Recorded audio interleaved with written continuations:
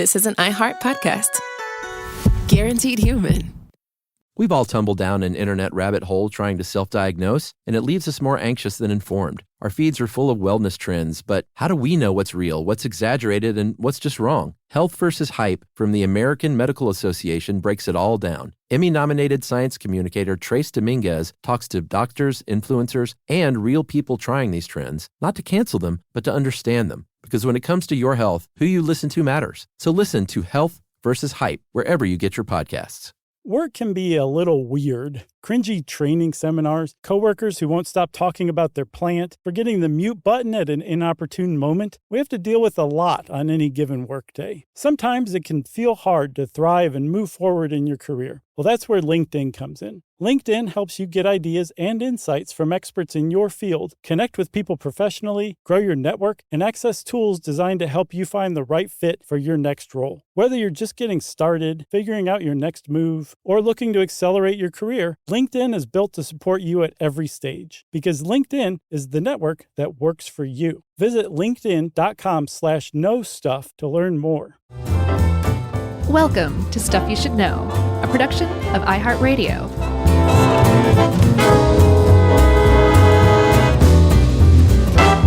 Hey, and welcome to the podcast. I'm Josh, and there's Chuck, and Jerry's here too, and that makes this the happiest podcast on earth. Stuff You Should Know. I think we need to COA this one, unfortunately. Yeah, there's a lot of really dark, violent discussion in here. What else? Just the violence. You'd think a podcast episode about Disney's own branded neighborhood would be safe for all ears, and it is, except for the 5% of it where we talk about the awful crimes that have happened there. Yes. Yeah. Which will be because at the end. Something. I think that was a good thing to do. But something to know about Celebration Florida, if you don't know anything about it, we're talking about a town that Disney built, not figuratively, but literally. Yeah. Yeah, technically it wasn't Walt Disney, but the Disney company did. Okay, so get off my back. Because it was this town meant to be outside of real life, everyone outside of Celebration is fascinated with anything that can possibly be construed as dark or twisted or bizarre or awful. Oh, yeah? It's almost like people want to root for it to be messed up. I don't get it, but it's all over the place, yes. Is it really? Interesting. Okay. Yeah, if you read articles about it, I think every major publication within the last 10 or so years has at least one article about the dark side of Celebration Florida. Right.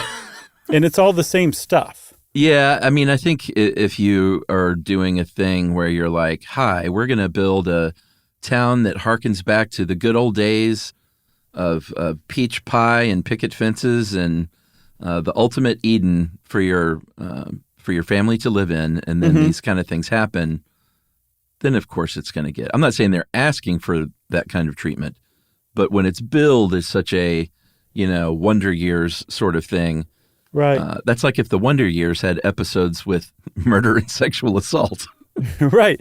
People kind of would be like, what? The very special two-parter of Different Strokes. Exactly. It was stunning. But yeah, it kind of puts a target on your back, even though these people just want to be left alone. They want to go live off in their own bubble. That's kind of the point of the whole thing. And as a matter of fact, people who live in Celebration, I'm not sure if they still do, but at the heyday, toward the beginning of it, people definitely referred to it as living in the bubble. Yeah. And I say we get to the backstory first, because there's a very interesting backstory about the Disney companies and Walt Disney in particular's machinations that ended up leading to Celebration Florida being established. I love this stuff. Some might say the backstory is the best part. I don't know who would say that, but sure. It's good for sure. All right. So let's go back in time then to the mid-1960s, specifically 64 and 65, when Walt Disney, the real person, was like, hey, this Disneyland out here in California is a huge hit. Let's do the same thing in Florida. And so the corporation that is, went in and very quietly, one might even say in a clandestine manner, bought up about 43 square miles, over 27,000 acres in the Orlando area through, I guess, were they shell companies or just Yes. different arms or set up just to do this? They were shell companies set up just to do this. There were aliases used. Yeah, and one of the companies was called Not Walt Disney LLC. That's right. Ricky Rouse Enterprises. Like, it was all legal, but the point that they were doing that for was because if any landowner at the time had been like, oh, Disney's buying up a bunch of land, I'm sure they're going to need my parcel, so I'm going to triple the asking price. It definitely would have happened. So they were very smart, and by the time people caught on, they'd finished their buying spree. And they were finally outed in the Orlando Sentinel, I think in, 65 maybe, as surely the people who were behind this buying spree. Yeah. And you said something about them, like Walt Disney saying, like, hey, let's try Disneyland in Florida. He definitely wanted to do that, but he wanted to do it on just such a vastly larger, more sweeping, more imaginative scale that it was almost like, it's just amazing that this man ever lived. And there's tons of criticism of him, rightfully so in a lot of ways, but his imagination and like what he got done and what he gave the world is just, it's remarkable. Yeah, and one thing we need to point out about this land is it was not like, prime land, especially in 1964, before there was Disney World there.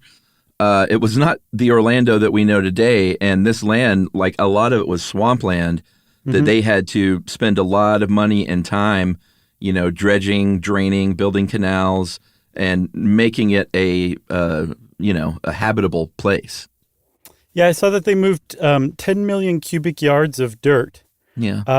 They had to develop 20,000 of the 24,000 acres because it's just basically swamp.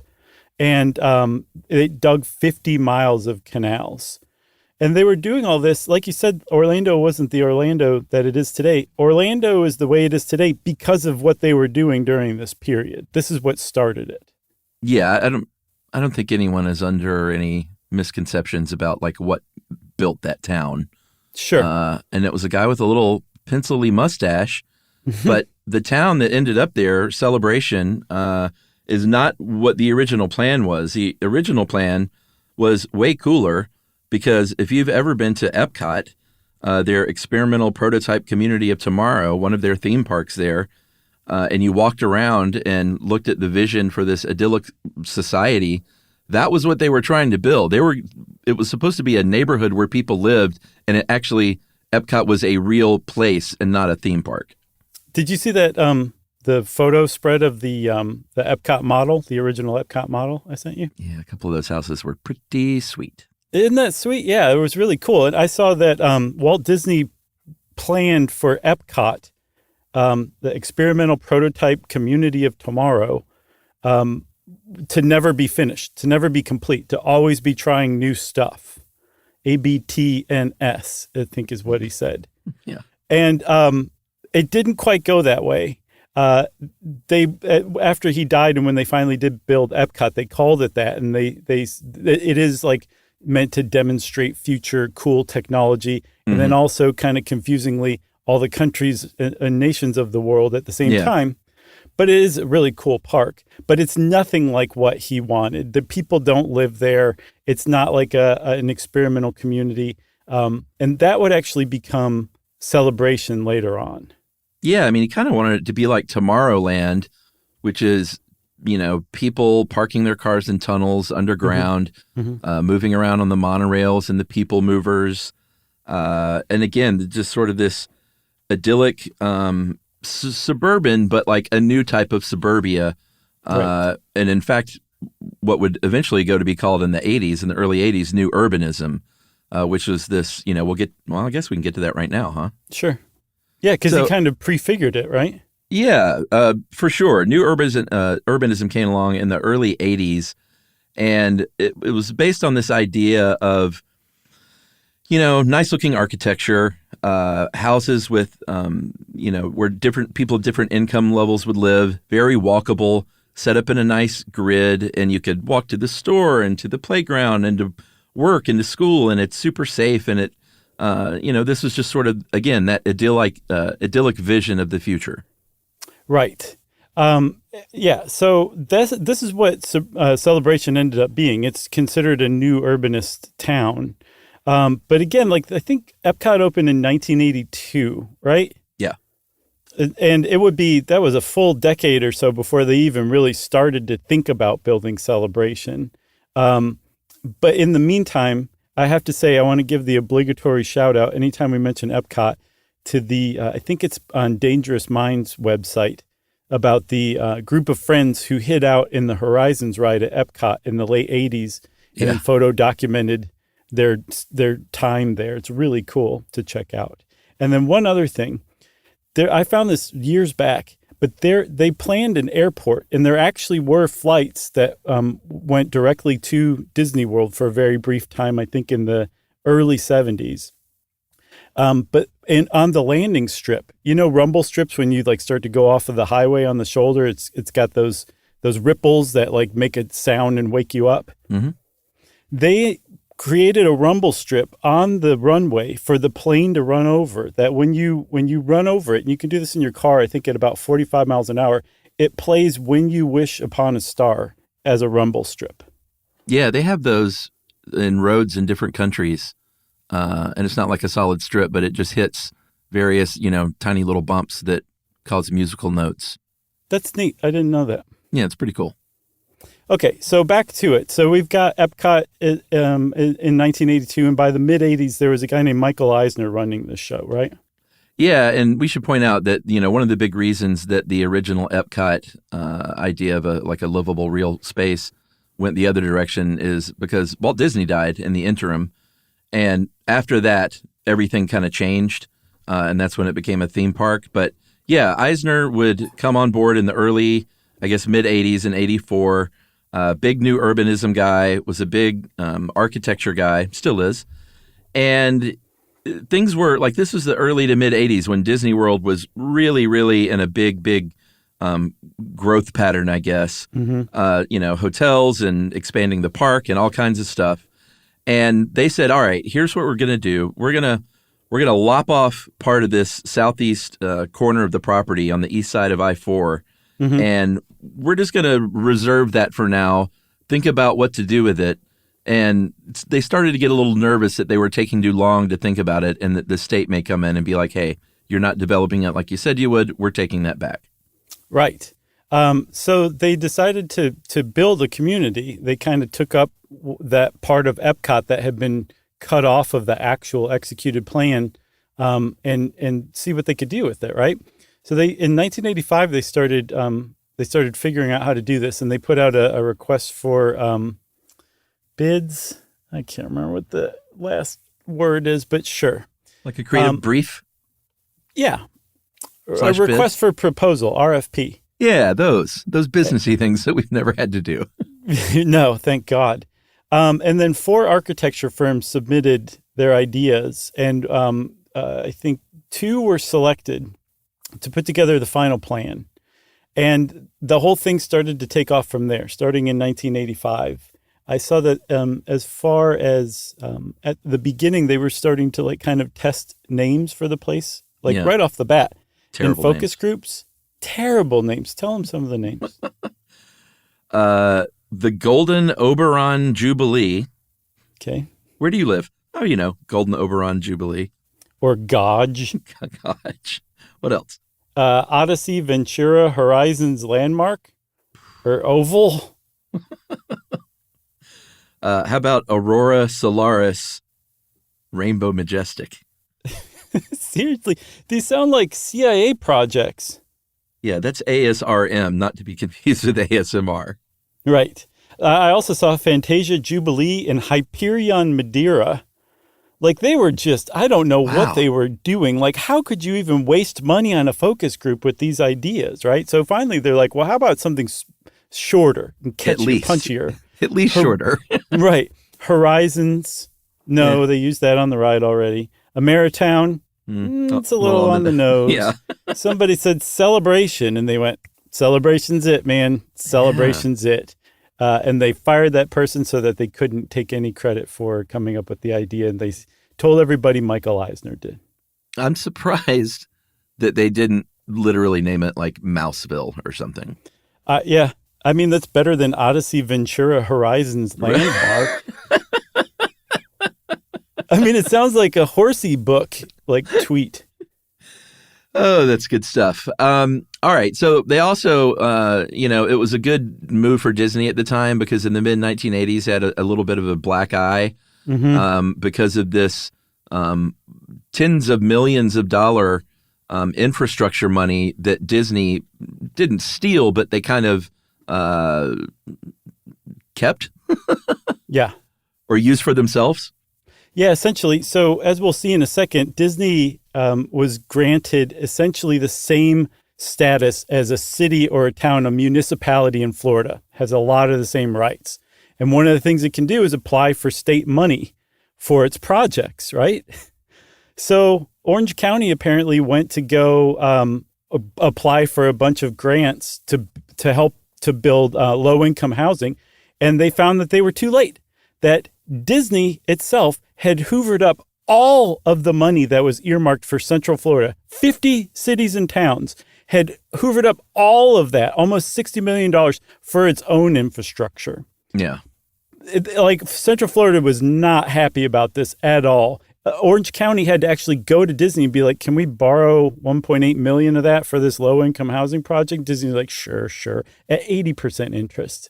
So it was a big scandal. So them announcing Celebration was a big like, hey, look over here kind of thing. Look, we're still a big part of this. We're sinking money into this area. Don't be mad at us kind of thing. Exactly. And that sort of quasi-governmental group that you spoke of made a lot of news in the past few years, the Reedy Creek Improvement District. You may have, if you're outside the state of Florida, you probably never heard those four words until 2022, when the governor of the state of Florida got into a fight with Disney and dissolved it, and it is now the Central Florida Tourism Oversight District. The irony Emphasis here on is the oversight. Yeah, for sure. The irony here is the Reedy Creek Improvement District came about in 1967 because the Disney company successfully lobbied to get this whatever new designation in large part on the strength of that original Epcot plan. So they gave him this because of this Epcot, neighborhood idea, bailed on that, and then ended up being like, hey, we got our own little mini government here. Yeah, very much so. I mean, it was a government up until very recently. They could tax residents and businesses in the area. One of the reasons why they were granted this was so that the company could undertake things like infrastructure programs, like providing sewer and water and stuff like that, generating power. They could have, as long as the improvement district was around, they were allowed by law to have built a Mickey Mouse nuclear power plant if they'd wanted to. They were that legal. It was a city essentially, right? So yeah, it was a big deal to have that taken away. But the upshot of that part was they were able to use some money to help build Celebration. But then secondly, the people who live in the Reedy Creek Improvement District are able to vote to decide what happens with Disney World and stuff like that. But that amounts to less than 60 people who live in that district. So, and they all work for Disney. So they all vote the way Disney wants them to vote. Well, with Celebration, they were planning on bringing 20,000 families in, and that would really dilute Disney's vote about their own theme park, their own business. So they were like, you know what? This is actually outside of Reedy Creek. Yeah. And by the way, that nuclear power plant would have had mouse ears at the top of the silos. Do they have high voltage towers, and they're in the shape of Mickey Mouse? Yeah, around that area. It's really something to see. Yeah. So here's what they did. Like you said, 20,000 families is what the original proposal was. Or was it 20,000 people? 20,000 residents, I think. Oh, was it? Okay, sorry. Yeah. Still, it's a lot. Yeah, a lot of people. So they announced this publicly in 1991 as hey, this is going to be open for business if you want to essentially live in a Disney World-like environment. They held a lottery in 1995 for families to buy plots. I think for the 474 spots, they had about 5,000 entries into that lottery. And it should be no surprise that most of those people were big Disney people that were thinking like, what could be better than living in like a Disney neighborhood? Yeah, or essentially like a Disney, a Disney neighborhood, like in every sense of the word. And the first family moved in 1996, Larry and Terry, the Habers. Isn't that cute? Yeah. And a few months later, downtown was finally completed. And it was a big deal. Like everybody knew about Celebration when it was being built. I think Disney ultimately shelled out about $4 billion for the creation of Celebration. In the 80s and 90s. Yeah, I guess so. In like late 90s dollars. Yeah. You want to take a break? Oh, yeah. Gosh, we have to. Yeah, I know. It was kind of rhetorical. All right, we'll be right back.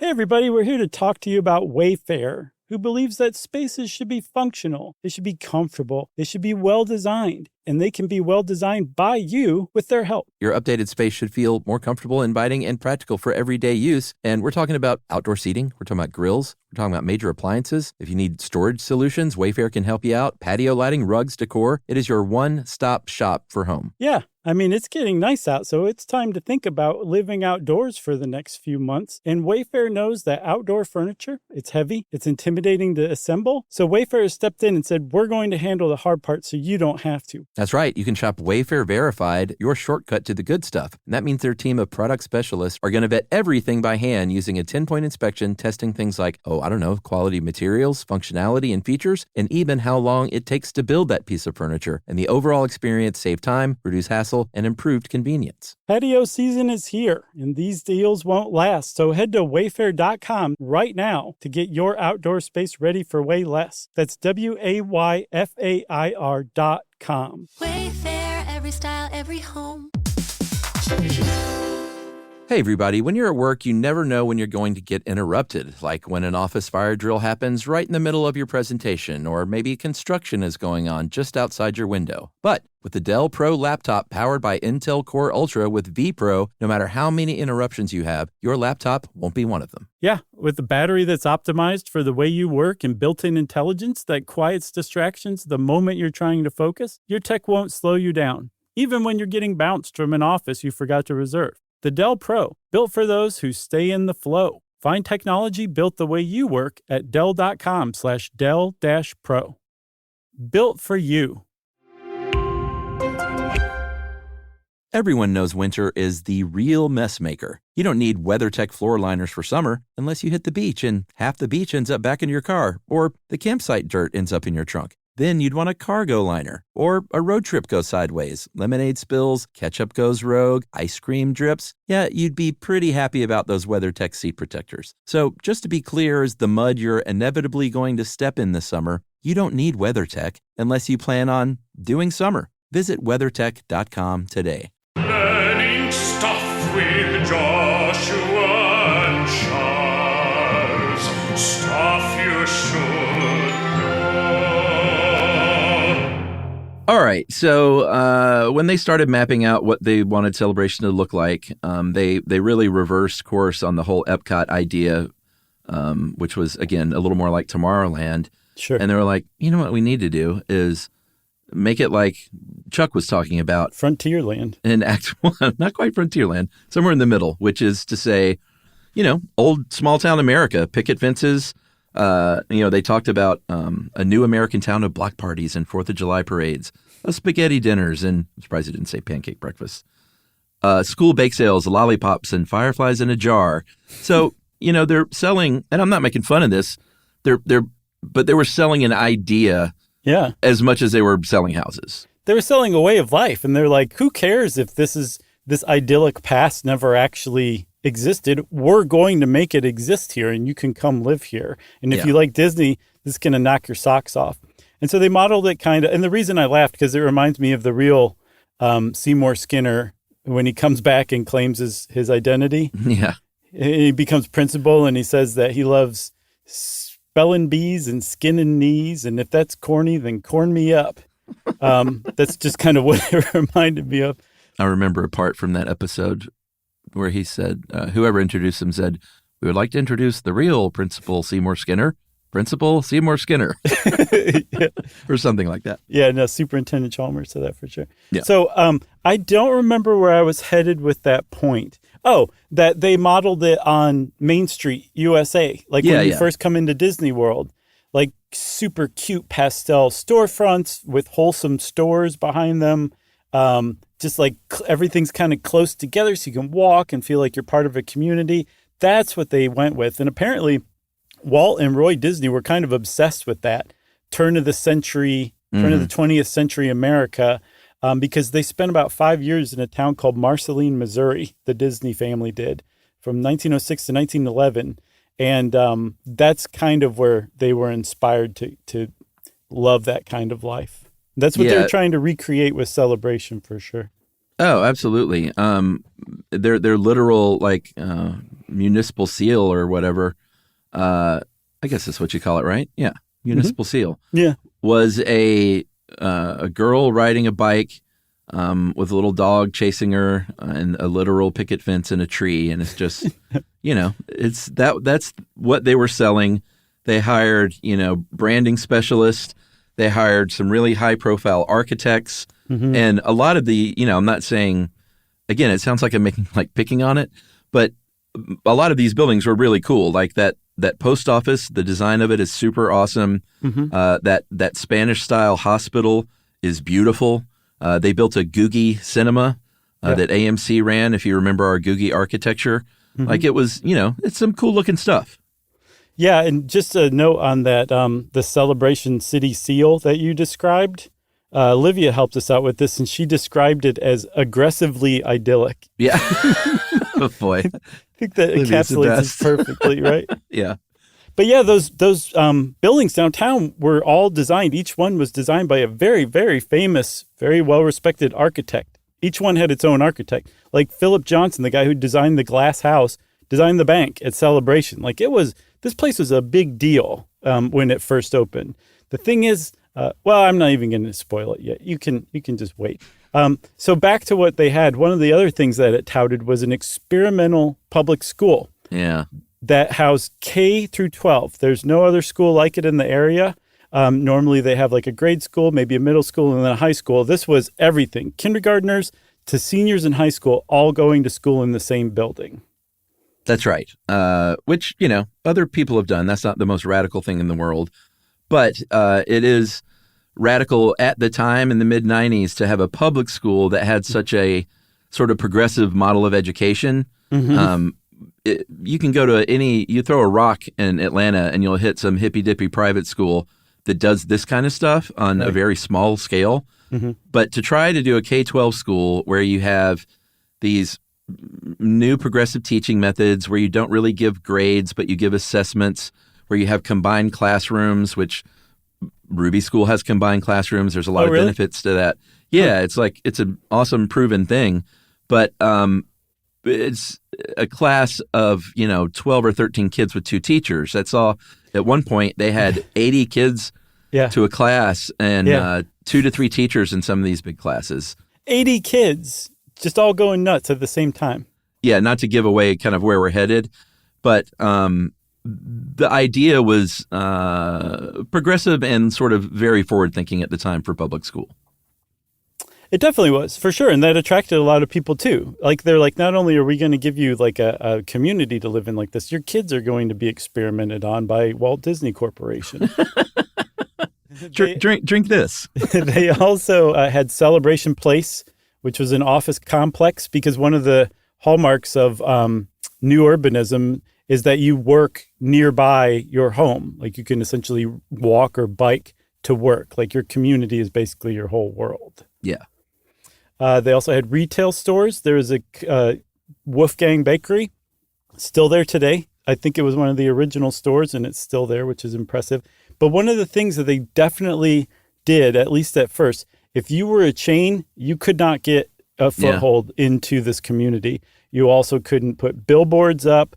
Like it was very strictly controlled who could come in, and they definitely favored small, independently owned businesses. And if it was a chain, it would be a regional chain at best, at tops.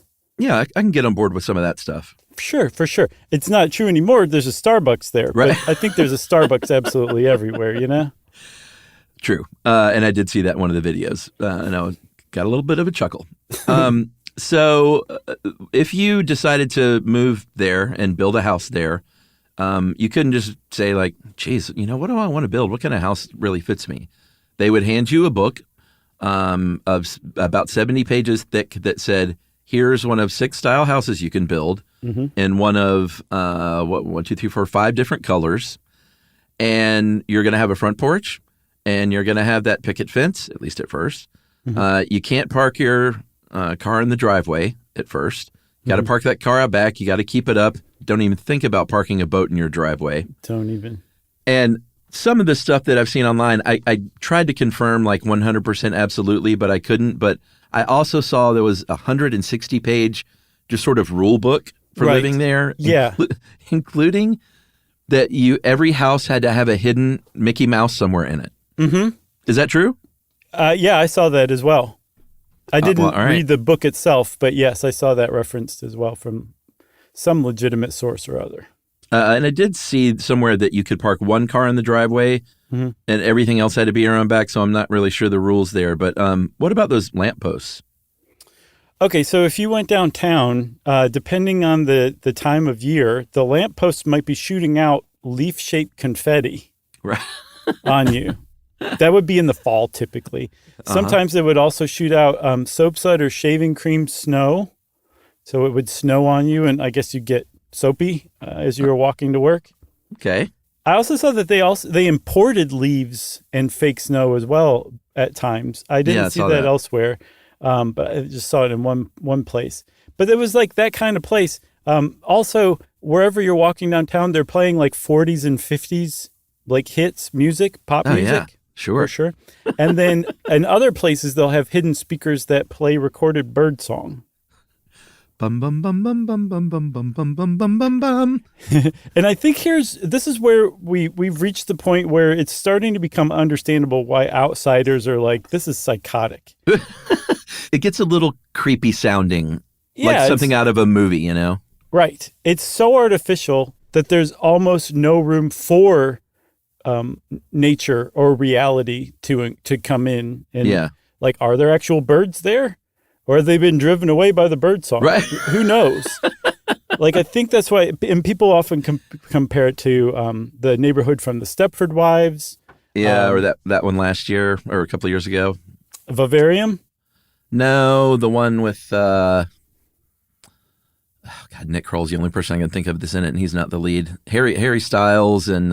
Don't Worry, Darling? Yeah, that kind of thing. Yeah, also The Truman Show, it gets compared to that. Oh, and yeah. That's interesting because The Truman Show was filmed in Seaside, Florida, and Seaside is also like a very almost textbook example of a new urbanist Florida beach town. Yeah, I think Seaside is a little more of a real place though, right? Like they don't have like fake bird song and stuff like that. No, they don't have that. And also I don't believe, so one of the other things about Celebration that we'll see is they have that 160-page rule book. It's enforced. Like if your lawn goes, over the allowed height, I think it's 3 or 3.5 inches, you'll get a letter from the HOA saying cut your lawn. Or if you do have that boat in your driveway, they'll be like, you got to move that boat. You can get a letter if you take your Christmas decorations down one day too late. Like everyone takes their Christmas decorations down by a certain date. It's just kind of like the HOA is very strict. And if you like rules and you like not having to go tell your neighbors to take their stupid Christmas lights down because it's March, you would love to live at Celebration. I think that's the appeal for a lot of people. Yeah, for sure. So if you're going to have a new urbanist society or neighborhood, one of the kind of main tenets of that is like different kinds of people can live here of different ethnicities and in different financial categories. Well, financial categories, pay groups. What would you call that? I would say different folks from different strokes. Yeah, exactly. I don't know why I couldn't think of a very simple term there, but So early That's what on, you came up- early pay categories. Economic diversity is what we're looking for, is Right. what they said at first. And they did advertise to, Black and Latino families. They did have some African-American employees in the sales office. But, if you're going to do something like that, sometimes you need to and this happens all the time in cities, subsidize some of the housing if you want to really bring in true diversity. And instead, they took close to $1 million and moved people out of there that they didn't want there to other places. They said, you live over here. We're not going to build anything here. We'll build some low-income housing, but we're not going to do it in Celebration. You stay outside of Celebration. Yes. The racial diversity push was a valiant, I should say, attempt, but it became pretty clear pretty quickly that it didn't work by the time the 2000 census came around. It revealed that Celebration, Florida in 2000 was 88% white. And that was 30% higher than the surrounding county, the rate for the surrounding county. And a lot of Black families were priced out. Like if you moved to Celebration, you were paying about 30% more than you would for a comparable house in Osceola County outside of Celebration. It's just much more expensive to live there.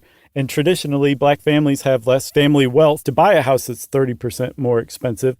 And then as the place became whiter and whiter, fewer and fewer Black families felt comfortable living there. So it just became more and more white until more and more Hispanic families started moving in and kind of diluted the racial makeup a little more. Yeah, and if you want to feel, if you want to either have a laugh or have a cry about home prices these days, the average price of a home in Celebration, Florida in those early years was $124,000, which was 20% higher than the complete national average. That's nuts, man. Yeah, the good old days. I saw that now it's something like, I think 677 is the nationally? median. No, the median average, the median price for Celebration. I don't know about okay. nationally. Yeah. Man, $120,000. And that was 20% higher. That's not even, you can't even. So it's like use that $100,000, I guess. as a down payment these days. Yeah. Good luck with that. Crazy. So, okay, back to it, Chuck. I think it's about here. Well, should we take another break or no? Yeah, let's do it. Okay. I was not expecting that, but here we go, everybody.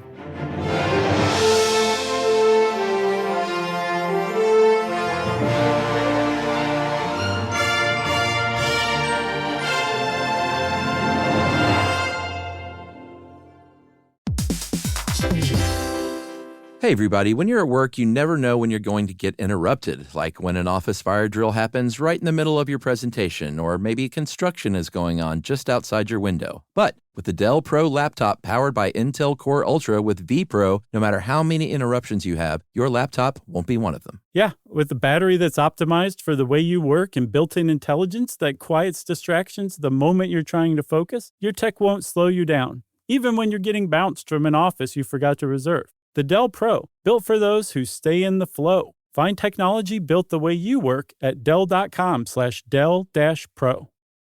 Built for you. Everyone knows winter is the real mess maker. You don't need WeatherTech floor liners for summer unless you hit the beach and half the beach ends up back in your car, or the campsite dirt ends up in your trunk. Then you'd want a cargo liner, or a road trip goes sideways, lemonade spills, ketchup goes rogue, ice cream drips. Yeah, you'd be pretty happy about those WeatherTech seat protectors. So just to be clear, as the mud you're inevitably going to step in this summer, you don't need WeatherTech unless you plan on doing summer. Visit WeatherTech.com today. The universe is full of mysteries. Black holes, quantum physics, galaxies. On TikTok, millions of people are learning more about the universe around them every day. Scientists break down complex theories, demonstrate experiments, and connect dots between the cosmos and our daily lives. One scroll might reveal the concepts on the fabric of space-time, the next an optical illusion. It's discovery on a massive scale, where millions learn something new every day. Learning stuff with Joshua and Charles. Stuff you should know. Okay, Chuck, now we get to, since we are technically a media outlet, the darker side of Celebration Florida. Yeah, I mean, you can't not talk about it because it was a situation where Disney rushed the project, allegedly, and these third-party contractors sometimes were under the gun to get these houses built, and what you ended up with was collapsing front porches. Apparently, like 70 of the houses needed new roofs. Their foundations were cracking, plumbing was leaking, and not necessarily every single house, but it seemed like a lot of them were poorly built. They were poorly built. So the construction was shoddy from the outset, especially when Disney wasn't directly involved in the construction, right? That's a huge, huge deal that will come into play a little bit down the road. The school itself, very quickly, the parents were like, I don't know about not assigning my kids homework for the entire year or telling them what books they should go read, and then not even giving them grades. What is this? Everybody wins on their report card. This doesn't make any sense whatsoever. So the parents revolted very quickly, and they're like, we're not doing this. We want to make this more traditional. And eventually they lopped off the high school from it, built another high school in Celebration, but it was a public high school open to other areas around Celebration, not just Celebration itself. Yeah, I also saw it was pretty much a nightmare for the teachers and staff. Yeah. The principal quit after a year, along with about 25% of the staff. That's after year one. And it was, when you've got classrooms that size, and it's especially with a new kind of structure, it was supposedly pretty chaotic. Again, 80 children, grades, I think they had grades like 3 to 5 in the same classroom.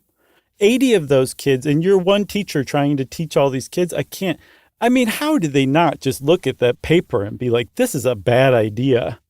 Yeah. I mean, the idea with mixed grades now is, and may have been then, but that's probably too many, is you mix 2 grades and 1 year your kid is the younger and you get good help from older buddies and it really socially kind of helps. And then the next year you're the older and then that you are the more of the mentor type. And that all plays out in the end to just, socially and emotionally pretty great.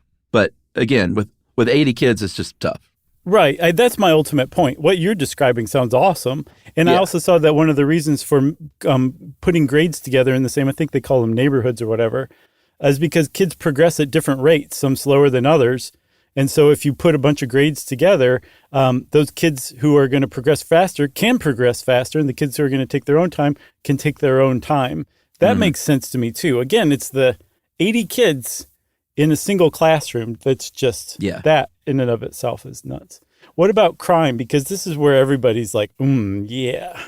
Yeah, and here's where parents, if you want to not listen to these next 5 minutes with your kids, it might be advisable because there has been some crime, just like any place in the world. What they didn't do was build some huge wall around this town, and you would still even have crime. Sure. Because that's just what happens. But in 98, there was a home invasion where a couple was bound and gagged and robbed in their house. It wasn't Terry and Larry, was it?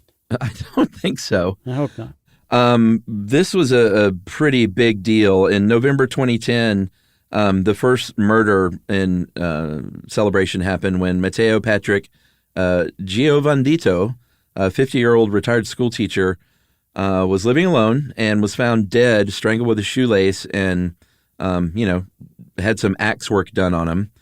And that's horrific enough. But then it comes out later that his killer, David Israel Zenon Murillo, was there to wash his car and then brought inside, drugged with a beer. And when he woke up, Matteo Patrick Giovandito was on top of him, sexually assaulting him, and this guy went nuts and killed him.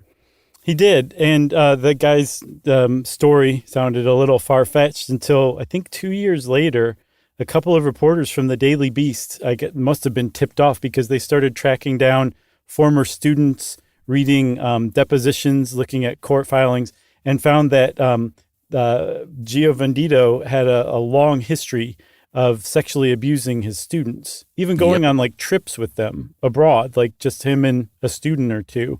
So like that doesn't excuse him being bludgeoned to death with an axe, but it definitely backs up the dude's story, you know? And I even saw I think an article right after it happened that Murillo was quoted as saying he got what he deserved. Like, this guy had been arrested, and he was telling the press he got what he deserved when I killed him with an axe. He got a second-degree murder life sentence for that. And also, to be clear, if we weren't, the victim was not a teacher in Celebration. He had retired by that time. Oh, good point. Yeah. A couple days later, it went kind of buck wild in Celebration again, right? Was this the SWAT standoff or the? Yes. Okay, I didn't know if that was the family homicide. No. I guess we'll get to both of them. Yeah, all of this, that's right. No, okay, so the family homicide was 10 years later. This was a few days after Gio Vendito's body was found in 2010. There was a guy named Craig Fouché who was a Celebration resident, and he barricaded himself in his house and started firing at the cops who came. Yeah, I remember when this happened, actually. Oh, really? Yeah, it was all over the news. It was a 14-hour standoff.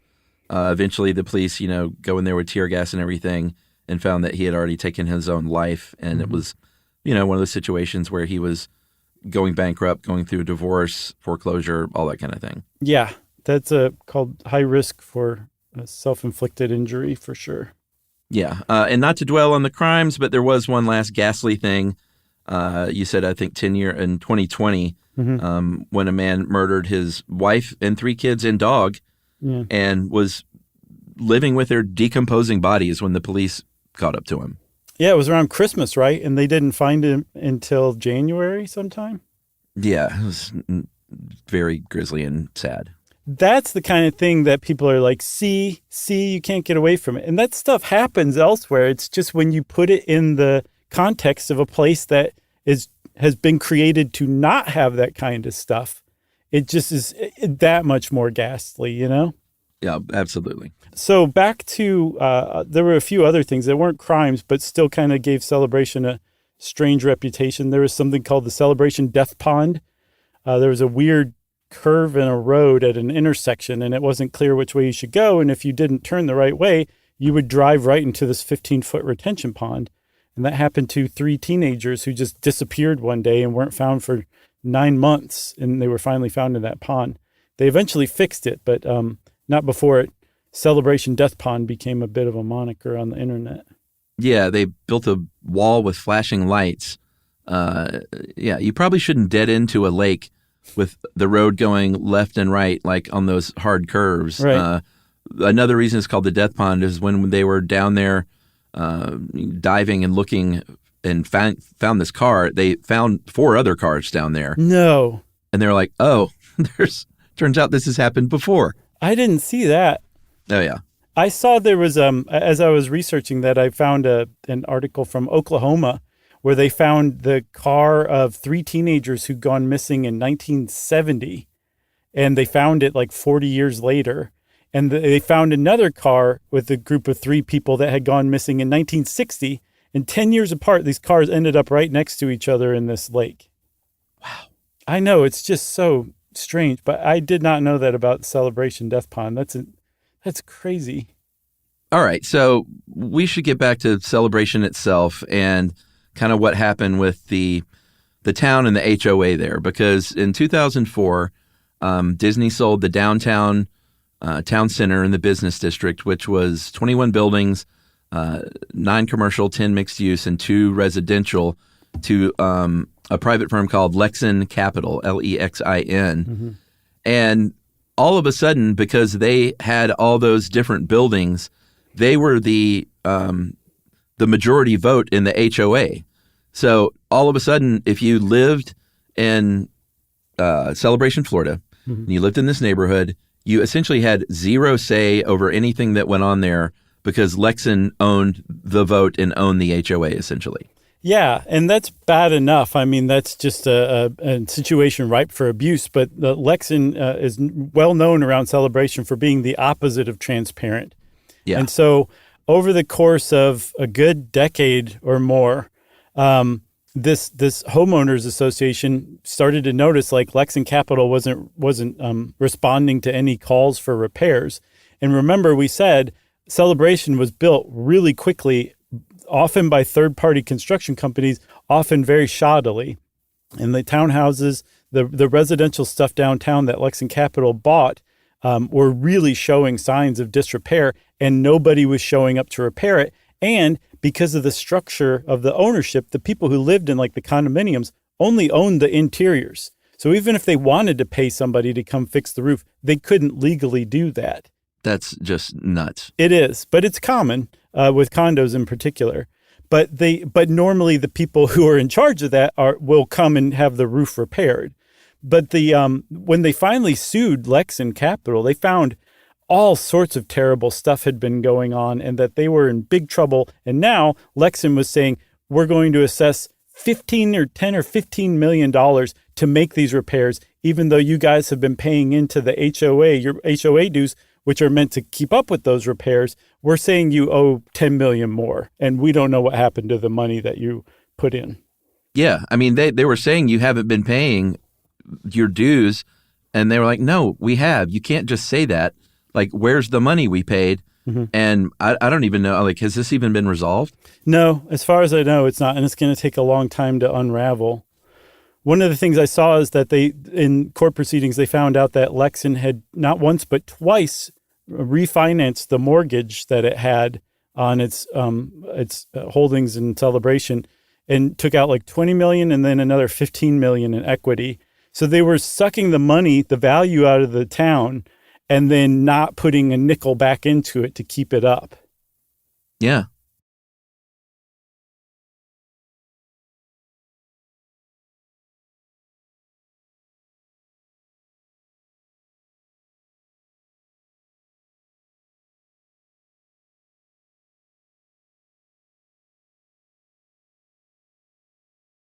Flash forward a couple of years, and all of a sudden we're a country in the middle of a housing crisis and foreclosure crisis. And between 2009 and 2010, 1 in 20 residents of Celebration had to go through foreclosure. Mm-hmm. This is compared to 1 in 48 for Florida overall at the time. AMC shut down that theater. I don't think we mentioned that their Cool Googie Theater, they were like, hey, no sexy shoot-'em-ups. We're only going to show like really clean movies. And people, turns out, like going and seeing sexy shoot-'em-ups, mm-hmm. and they're like, we can't keep running Pleasantville over and over in the Truman Show. They're like, Pleasantville's too dirty and suggestive. So AMC, at least for their part, got out of that theater and it shut down. Yeah, I don't know what's going on with the theater right now, if some independent person's running it or not, or if it's just abandoned. I bet you it's open again, but that's just a guess. I would hope so. So despite all this, and despite the troubles of the people living in the downtown area with Lex and Capital, outside of downtown, it seems to be pretty much happiness generally among the owners at Celebration. I think the initial almost crazy expectations from what Celebration would be and could offer mm-hmm. has been replaced by a little more realistic understanding. But I think it's settled in. Yes, that's a great way to put it. But the people there are like, yeah, it's not just some amazing, perfect place, but it's also not the psychotic Stepford neighborhood that you guys are making it. It's a really, really nice place to live, and we love living here, so leave us alone. And that seems to be kind of the general consensus of the people living in the bubble, from what I can tell. Yeah, if it achieved its new urbanism goals, it did in certain ways. They do have that town center, and you can walk to a lot of stuff. You can bike to a lot of stuff. There are a lot of playgrounds and things like that, and but there are also a lot of cars. And beyond that, it did not hit the criteria of things like, employment opportunities for people who actually live there to work there. Affordable housing, that kind of thing. Like you said, the Latino and Hispanic population increased, I think, to about 16%. They're down to 72% non-Hispanic white population now. And I think about 60% of the residents own their own house. And like you can't, the rest are renters, but even if you own a house, like there are no Airbnbs or VRBOs, like you can't rent a house short term there. No way. Yeah. No. It's literally laughable, the idea. Yes. You got anything else about Celebration Florida? Got nothing else. I've got one more thing. If you like this and like to hear us talking about Celebration Florida, you can also go listen to us talking about Celebration Florida with our friends over at The Big Flop, right? Absolutely. We were guests on the show. Mm-hmm. They pitched Celebration Florida because, the idea of the show is things that flopped. And we thought we would do our version to acquaint ourselves more with it, before we recorded with them. I think theirs is going to come out first, though, right? Yeah, I was going to say, we said, wow, what a coincidence. We're about to do an episode on Celebration Florida. Yeah, but check it out. It was a lot of fun. Yeah, super fun. And since Chuck and I agreed that being on The Big Flop was a lot of fun, obviously that's unlocked listener mail. Hey, guys. My family and I completed our annual road trip summer vacation. On the way back home, I was at a loss for what to listen to on the 12-hour drive that was suitable for me and my two boys, Liam and Nathan, teenagers. Liam and Neeson. Liam and Neeson. He's got a very particular set of skills, that child. That's when Liam asked if I had ever heard of Stuff You Should Know. I'm not much of a podcast listener, and hadn't heard of the show, but I turned it on and we listened the entire way back. Nice. We learned about whistling, Wikipedia, Guinness Records. I was about to say they just went straight back. Actually, I think they did. War of the Worlds, Panic, Dumb Criminals, Hitchhiking, Fort Knox Peanuts, Alien Abductions, Multitasking, Star Wars Christmas Special. Okay, they're jumping around a bit. Sure. Which was Liam's personal favorite, was the history of the board game Clue. Oh, that's a good one, Liam. Agreed. We enjoyed learning about the Killdozer and watched the documentary Tread to see that thing in action. Since getting turned on to the show, I can't help but listen to y'all, even when I'm driving around town running errands. I appreciate the knowledge you guys are giving me and my boys, along with something to bond over. And that is from Paul Newfield in Louisiana. That's awesome. Thanks, Paul. Thanks, Liam, for turning your dad on to Stuff You Should Know. We appreciate it big time. The check is in the mail. Yes, and Nathan and Neeson. Yes. If you want to be like Liam and Nathan and Paul, and you want to get in touch with us to say how much you like what we do, we love hearing that kind of stuff, you can send it via email to stuffpodcast@iheartradio.com. Stuff You Should Know is a production of iHeartRadio. For more podcasts from iHeartRadio, visit the iHeartRadio app, Apple Podcasts, or wherever you listen to your favorite shows.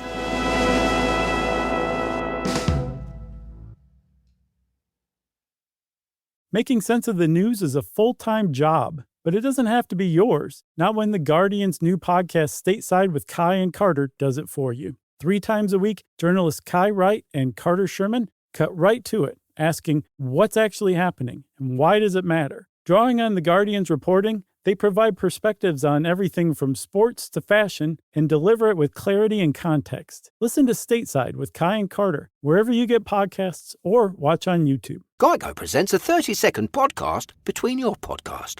Today's story is shared by one of our listeners. It's called Betrayed by Bill. It was in that moment I caught who was staring back at me in betrayal, or more like what? My insurance bill.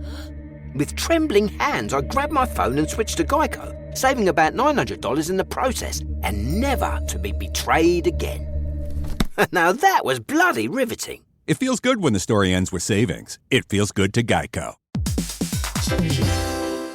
Every parent should know the car ride soundtrack. Are we there yet? How much longer? I'm bored. Well, if you're taking an extensive car ride anywhere and you've downloaded the Lingo Kids app prior to leaving the house, you may experience something strange, right, Chuck? That's right. You may experience silence from the back seat. Your kid may go an entire car ride without asking once if they were there yet. How about that? And by chance of miracle, they may even ask if you could drive longer. Yeah, that's the magic in Lingo Kids. Over 4,000 interactive games, songs, and shows, including their favorite Disney characters. It turns the longest drives into the easiest ones, and honestly, you won't understand why you didn't download it sooner. That's right. Lingo Kids is the #1 entertainment platform for young kids, and it's free to download. Or go Plus with the Lingo Kids subscription and unlock even more content your kids won't be able to get enough of. You can save up to 60% on the yearly plan. Just search Lingo Kids in the App Store or Google Play. Lingo Kids, everything kids love.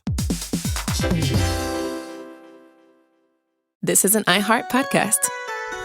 Guaranteed human.